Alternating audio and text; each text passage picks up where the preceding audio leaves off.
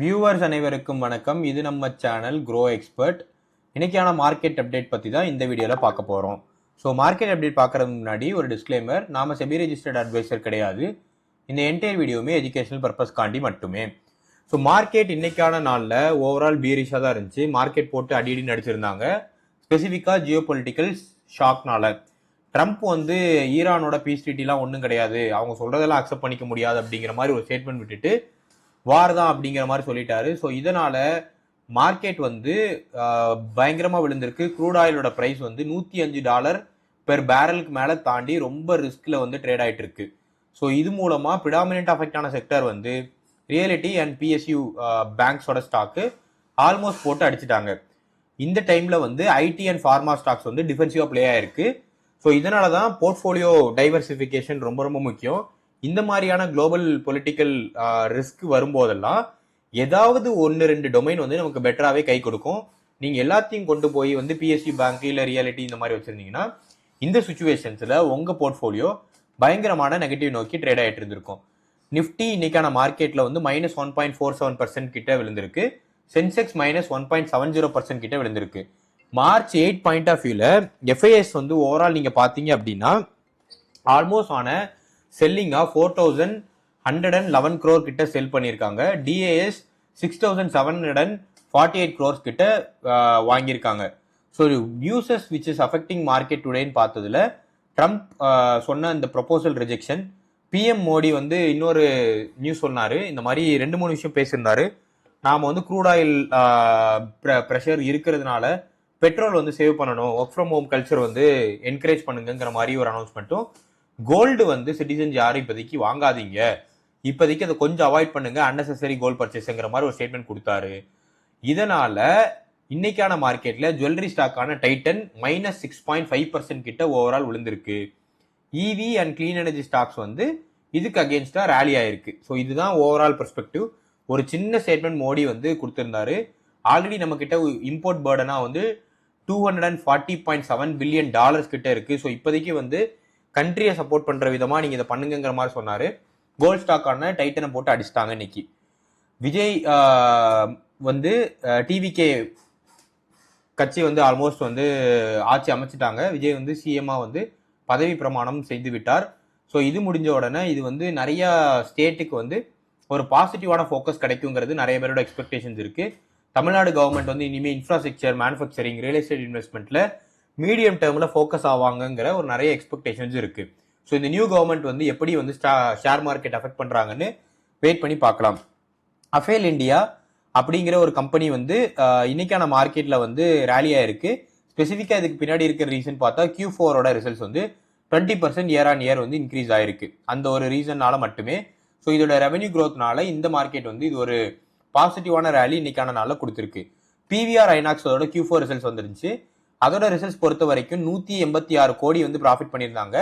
Against 125 crore loss from the last year. So ஒரு turn around நடந்திருக்கு இந்த வருஷத்துல.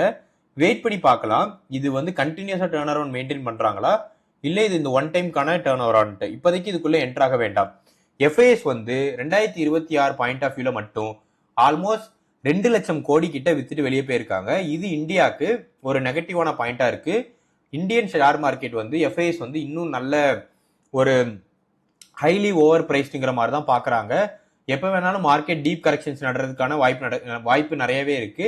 ஸோ கண்டபடி ஸ்டாக்ஸ் வாங்காதீங்க. டிஃபென்சிவான லார்ஜ் கேப் ஸ்டாக்ஸ்ல உங்களோட போர்ட்ஃபோலியோட இன்வெஸ்ட்மெண்ட்டை மூவ் பண்றதே பெட்டரா இருக்கும். ஸோ ஓவரால் மார்க்கெட் இன்னைக்கு ஓவர்வியூ பொறுத்த வரைக்கும் ஹெல்த் கேர், ஃபார்மா, ஐடி தவிர மீதி எல்லாமே நெகட்டிவ்ல தான் முடிஞ்சிருக்கு. குறிப்பா மோசமான நெகட்டிவ் இருந்தது consumer durables. So FMCG sector தான் இன்னைக்கான நாளில் -3% கிட்ட விழுந்துருச்சு. நான் இது ஆல்ரெடி சொல்லியிருந்தேன், ஜியோ பொலிட்டிக்கலி ஏதாவது டென்ஷன் வருது அப்படின்னா ஃபர்ஸ்ட் ஸ்டாக் அடி வாங்க போறது எஃப்எம்சிஜி தான். அண்ட் அதுக்கப்புறம் பிஎஸ்யூ பேங்க் அண்ட் அப்புறம் ரியல் எஸ்டேட் ஸ்டாக். ஸோ இந்த ஆர்டர்ல தான் நமக்கு அடி விழுகும். அதே ஆர்டர் தான் இங்கே ரிஃப்ளெக்ட் ஆயிருக்கு. ரியாலிட்டி பொறுத்த வரைக்கும் -2.11% விழுந்திருக்கு. அண்ட் பிஎஸ்யூ பேங்க் பொறுத்த வரைக்கும் -1.46% விழுந்திருக்கு. டாப் கெய்னர்ஸா இன்னைக்கு பாக்குறது Hyundai Motors India. Hyundai Motors India Q4 financial year 2026ல ரிமார்க்கபிளான ரெவன்யூ போஸ்ட் பண்ணியிருக்காங்க. +5% இயர் ஆன் இயர் இன்க்ரீஸ் பண்ணியிருக்காங்க. வால்யூம் 8.7% கிட்ட க்ரோ ஆயிருக்கு. HDFC இதை HDFC செக்யூரிட்டிஸ் இதோட டேக்லைனை ஆடுங்கிற மாதிரி போட்டிருக்காங்க. டார்கெட்டா 2100 rupees கிட்ட இந்த ஸ்டாக் வந்து ட்ரேட் ஆகுங்கிற மாதிரி போட்டிருக்காங்க. வேற சில அனலிஸ்ட் என்ன சொல்றாங்கன்னா 22% டிப் ஆகிறதுக்கான வாய்ப்பு இருக்குன்னு சொல்லியிருக்காங்க. ஏன்னா காஸ்ட் ப்ரெஷர்ஸ் இருக்கும், ப்ரிடாமினென்ட்டா இந்த க்ரூட் ஆயிலோட பிரைசஸ் இதெல்லாம் வர்றதுனால. ஸோ வெயிட் பண்ணி பார்த்து நல்ல பிரைசிங்ல இதை கன்சிடர் பண்றது பெட்டரா இருக்கும். இப்போதைக்கு இதுக்குள்ள என்டர் ஆக வேண்டாம். சன்ஃபார்மா பொறுத்த வரைக்கும் 52 வீக் ஹையை நோக்கி ஆல்மோஸ்ட் போயிருச்சு. 1885 தொற்றுச்சு இன்னைக்கான இன்ட்ராடேல. ஸோ இது ஏன் போச்சு அப்படின்னா 2 ரீசனால. ஒன்னு ஃபார்மா ஸ்டாக் வந்து இப்போ இருக்கிற ஜியோ பொலிட்டிக்கல் சிச்சுவேஷன்ல டிஃபென்சிவா பிளே ஆகுது. அண்ட் ஆர்கனான் அக்யூசிஷன் டீல் வந்து ஆல்மோஸ்ட் முடிஞ்சதுனால நிறைய பேர் வந்து அவங்களோட இன்வெஸ்ட்மெண்ட்ஸை சன்ஃபார்மா நோக்கி போய்கிட்டு இருக்கு. இவி லிங்க் ஸ்டாக்ஸ் எல்லாத்துக்குமே இன்னைக்கு வந்து ஒரு குதூகலம் தான். ஏன்னா பிஎம் மோடி வந்து க்ரூட் ஆயிலோட டிபெண்டன்சி வந்து ரெடியூஸ் பண்ணணும் அப்படிங்கிற மாதிரி சொல்லியிருக்காரு ஒரு ஸ்டேட்மெண்ட். இது வந்து இவி டிரான்சிஷனுக்கு நிறைய வழிவகுக்குன்னு சொல்லிட்டு இவி ரிலேட்டடான ஸ்டாக்ஸ் ஆன டாடா பவர், அதர் இவி பிளேயர்ஸ் எல்லாமே இன்னைக்கான நாள்ல வந்து ரேலி ஆயிருக்கு. ஸோ வெயிட் பண்ணி பார்க்கலாம் எப்படி இந்த அப்வர்ட் ட்ரெண்ட் வந்து கீப் அப் ஆகுறது சொல்லிட்டு. சில ஸ்டாக்ஸ் வந்து ஆல்மோஸ்ட் அரௌண்ட் 7% கிட்ட இன்க்ரீஸ் ஆயிருக்கு. டைட்டன் இன்னைக்கான நாள்ல கொஞ்சம் ப்ரெஷரா இருக்குன்னு தான் சொல்லணும். -6.54% விழுந்திருக்கு. ப்ரிடாமினென்ட்டா மோடி சொன்ன அந்த கோல்டு வந்து கொஞ்சம் தவிர்க்கலாம் அப்படிங்கிற சொன்ன ரீசன்ல இன்னுமே இது வந்து ஹைலி ஓவர் வேல்யூட் ஸ்டாக். இப்போதைக்கு உள்ள போக வேண்டாம், வெயிட் பண்ணி பாருங்க. இன்னும் ஒரு ப்ரிடாமினென்ட்டான கரெக்ஷன் டைட்டன்ல நடக்குதுன்னா அந்த டைம் இது ஒரு ஆப்பர்ச்சுனிட்டியா கன்சிடர் பண்ணி 1-2ங்கிற மாதிரி என்டர் பண்ணி வச்சுக்கோங்க. இண்டிகோ இன்னைக்கான நாள்ல -4% விழுந்திருக்கு. ப்ரிடாமினென்ட்டா பேக்கப் இருக்கிற ரீசன் க்ரூட் ஆயிலோட பிரைஸ் டென்ஷன் தான். க்ரூட் ஆயிலோட பிரைஸ் வந்து இன்க்ரீஸ் ஆயிருக்கு. ஃபியூயல் காஸ்ட், குறிப்பா ஜெட் ஃபியூயல் காஸ்ட் வந்து 30 to 35% கிட்ட ஏர்லைன்ல அவங்களோட ஒபெக்ஸ் அஃபெக்ட் பண்ணுங்கிறது நிறைய பேரோட எக்ஸ்பெக்டேஷன்ஸா இருக்கு. ஸ்டேட் பேங்க் ஆஃப் இந்தியா இந்த க்ரூட் ஆயில் டென்ஷனால இன்னைக்கான நாள்ல 3.84% விழுந்திருக்கு. அண்ட் முக்கியமான நியூஸா பார்க்கப்படுறது எஃப்எம்சிஜி செக்டர்ல Jyothy Labs worst performer of the day -11% கிட்ட ஓவரால் விழுந்திருக்கு. இதுக்கு பேக்கா இருக்கிற ரீசன் என்னன்னா ஹென்கல் அவங்க ஜோதி லேப்ஸோட ஒரு டைப் வச்சிருந்தாங்க. என்ன டைப்னா பிரில்லுங்கிற டிஷ்வாஷ் லிக்விடு அண்ட் ஃபாங்கிற பர்சனல் கேர் பிராண்ட். இந்த ரெண்டுத்தோட பார்ட்னர்ஷிப் வந்து 31st May 2026 முடியுது. இது ஒரு 15 இயர்ஸ்க்கான பார்ட்னர்ஷிப். இதை ரெனியூ பண்ணலான்னு சொல்லிட்டு ஜோதி லேப்ஸ் ட்ரை பண்ணாங்க, பட் ஹென்கோ வந்து அதை ரிஜெக்ட் பண்ணிட்டாங்க. ஸோ பிரில்லுங்கிறது ஜோதி லேப்ஸோட 9% ஆஃப் டோட்டல் ரெவன்யூவும் புரோக்கரேஜ் அதை என்ன எஸ்டிமேட் பண்றாங்க அப்படின்னா 14 to 16% ஆஃப் எபிட்டா வந்து ஃபினான்ஷியல் இயர் 2027ல இது மூலமா இம்பாக்ட் ஆகிறதுக்கான வாய்ப்பு இருக்குன்னு சொன்ன உடனே மார்க்கெட்ல 11% இது விழுந்துருச்சு. இன்னும் வெயிட் பண்ணி பாருங்க, ஸ்டாக் வந்து ஒரு அட்ராக்டிவான பிரைஸ் நோக்கி தான் போயிட்டு இருக்கு. இன்னும் கீழே விழுந்துச்சு அப்படின்னா நம்ம இதை கன்சிடர் பண்ணலாம். ஸ்டாக்ஸ் அக்யூமுலேட் ஜோன்ல நான் வைக்கிறது வந்து எஸ்டிஎஃப்சி. ஆல்ரெடி சொல்லியிருந்தேன், நிறைய அனலிஸ்ட் வந்து எஸ்டிஎஃப்சி வந்து பை ரேட்டிங் கொடுத்துருக்காங்க. எஸ்டிஎஃப்சி ஏன் கன்சிடர் பண்ணணும்னு டீட்டெயிலாக ஒரு வீடியோ மேக் பண்ணி போட்டிருக்கேன், அந்த வீடியோ பாருங்க. சன்ஃபார்மா பிஇல ஒரு சின்ன கரெக்ஷன்ஸ் நடக்கணும், பட் பிஇல கரெக்ஷன்ஸ் நடந்துச்சு அப்படின்னா சன்ஃபார்மா நீங்க கன்சிடர் பண்ணலாம். என்ன ரீசன் அப்படின்னா இந்த ஆர்கனான் கம்பெனியோட அக்விசிஷன் ஸ்டெபிளைஸ் ஆகி முடிஞ்சிருச்சு அப்படின்னா சன்ஃபார்மாக்கு இது ஒரு கோல்டன் கார்டு மாதிரி ரேப்பிடா க்ரோ ஆவாங்க. ஸோ இந்த டைம்ல இந்த ஸ்டாக்குள்ள இப்போ என்ட்ரா வேணா, PE almost on an average range வரும்போது நீங்க இதை கன்சிடர் பண்ணலாம். ஹிந்துஸ்தான் ஏரோநாட்டிக்ஸ் இது ஒரு லார்ஜ் கேப் கம்பெனி, ரொம்ப ஸ்டேபிளா இருக்கு. அக்யூமுலேட் பண்ணலாமா அப்படின்னு சொல்லிட்டு நீங்க என்ட்ரலாம் நினைச்சீங்கன்னா அக்யூமுலேஷன் ஜோனா 4000 வச்சுக்கோங்க. டிஃபென்ஸ் ஸ்டாக் இது ஒன்று. ஸோ டிஃபென்ஸ் ஸ்டாக் எல்லாமே ஒரு ரேலி எடுக்கிறதுக்கான வாய்ப்பு இருக்கு. இப்போ இருக்கிற ஜியோ பொலிட்டிக்கல் டென்ஷன் இப்படியே நீடிச்சிட்டு இருந்தா.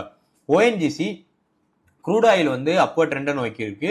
எப்பெல்லாம் க்ரூட் ஆயில் வந்து அப்போர்ட் ட்ரெண்டை நோக்கி போகுதோ அப்பெல்லாம் ஓஎன்ஜிசிக்கு நிறைய ப்ராஃபிட் கிடைக்கிறதுக்கான வாய்ப்பு இருக்கு. ஸோ இப்போதைக்கு லோயர் பியுமே டிவிடெண்ட் டீலுமே பெட்டரா இருக்கிறதுனால ரிலேட்டிவ்லி ஒரு நல்ல வேல்யூக்குள்ள என்டர் ஆனீங்கன்னா இது உங்களுக்கு பெட்டராகவே இருக்கும். நான் இதுக்கு என்டர் ஆக வேண்டிய ஜோனுன்னு என்ன கேட்டீங்கன்னா 220, 210 இந்த மாதிரி ஜோன்ல என்டர் ஆனீங்கன்னா பெட்டரான நம்பர்ஸ் இருக்கும். ஐடி செக்டார் பொறுத்த வரைக்கும் ஃபார்மா அண்ட் ஐடி இப்போதைக்கு டிஃபென்சிவா பிளே ஆகிட்டு இருக்கு இந்த ஜியோ பொலிட்டிக்கல் டென்ஷன்ல. அதுல லார்ஜ் கேப் ஃபண்டான இன்ஃபோசிஸ் ரொம்ப அட்ராக்டிவான பிரைசிங் இருக்கு. அண்ட் ருபி டு டாலர் வந்து வீக்கனிங் ஆயிட்டு இருக்கு. ஆல்ரெடி 94-95ல தான் ருபி அகேன்ஸ்ட் டாலர் வந்து பிளே ஆயிட்டு இருக்கு. இது ஐடி செக்டார் ஸ்டாக்குக்கு ரொம்பவே ஒரு நல்ல பூஸ்டரா அமையுது. கமாடிட்டிஸ் பாயிண்ட் ஆஃப் பொறுத்த வரைக்கும் கோல்டு இன்னைக்கான மார்க்கெட்ல வந்து கோல்டு வந்து ஆல்மோஸ்ட் ஒரு ரெக்கவரி போஸ்ட் பண்ணிருக்குன்னு தான் சொல்லணும். அண்ட் டிராப் ஆயிருக்கு. ஸ்பெசிஃபிக்கா பிஎம் வந்து கோல்டு வந்து இப்போதைக்கு இம்போர்ட் வந்து கட் பண்றதும் ப்ரொலாங்டு இன்ட்ரெஸ்ட் ரேட் எடுத்துட்டு வருவாங்கிற மாதிரி நிறைய எக்ஸ்பெக்டேஷன்ஸ் இருக்கு. ஸோ இன்டர்நேஷனலி கோல்டு வந்து எப்படி ட்ரேட் ஆக போகுதுங்கிறத நம்ம கொஞ்சம் வெயிட் பண்ணி தான் பார்க்கணும். சில்வர் பொறுத்த வரைக்கும் ரெக்கவர் ஆயிட்டு இருக்கு. 2,75,000 கிட்ட போயிடுச்சு per kilogram of silver. And ட்ரம்போட இந்த பீஸ் ட்ரீட்டி இன்னும் சைன் பண்ணலன்னா க்ரூட் ஆயிலோட பிரைஸ் கண்ணா பின்னாடி ஏறதுக்கு வாய்ப்பு இருக்கு. க்ரூட் ஆயிலோட பிரைஸ் ஏறிச்சு அப்படின்னா ருப்பி அகேன்ஸ்ட் டாலர் இன்னுமே வீக்கன் ஆகும். ஸோ உங்களோட போர்ட்ஃபோலியோ அதுக்கேற்றாப்புல மூவ் பண்ணிக்கோங்க. ஸோ நாளைக்கான மார்க்கெட் பொறுத்த வரைக்கும் வொலட்டிலா இருக்கிறதுக்கான வாய்ப்பு தான் ஜாஸ்தியா இருக்கு. 2 ஸ்டாக் நீங்க பார்க்க வேண்டியது Sun Pharma and Jyothi labs. Jyothi labs wait இன்னும் விழுறதுக்கான வாய்ப்பு ஜாஸ்தியா இருக்கு. விழுந்துச்சுன்னா அது ஒரு நல்ல ஒரு என்ட்ரி ஜோனா நீங்க கன்சிடர் பண்ணிட்டு என்ட்ரி ஆகுறது பெட்டரா இருக்கும். சன்ஃபார்மா பொறுத்த வரைக்கும் கொஞ்சம் வெயிட் பண்ணி பாருங்க. இந்த ஆர்கனான் டீல் எல்லாம் டைஜஸ்ட் பண்ணி முடிச்சு போக பிஇல என்ன கரெக்ஷன்ஸ் நடக்குதுங்கிறத பார்த்துட்டு அதுக்கப்புறம் இது லாங் டேர்முக்கு கன்சிடர் பண்ணலாம். இந்த வீடியோ உங்களுக்கு கண்டிப்பா பிடிச்சிருக்கும் நம்புறேன். இந்த வீடியோ உங்களுக்கு பிடிச்சிருந்துச்சு அப்படின்னா நம்ம சேனலுக்கு மறக்காம லைக் பண்ணிருங்க. அண்ட் இது வரைக்கும் நம்ம சேனலை சப்ஸ்கிரைப் பண்ணலன்னா மறக்காம சப்ஸ்கிரைப் பண்ணிருங்க. இது வீடியோ உங்க ஃப்ரெண்ட்ஸுக்கு ஷேர் பண்ணுங்க. உங்களுக்கு ஸ்பெசிஃபிக்கா ஏதாவது ஷேர்ஸ் பத்தி தெரிஞ்சுக்கணும் அப்படின்னா மறக்காம கமெண்ட் பண்ணுங்க.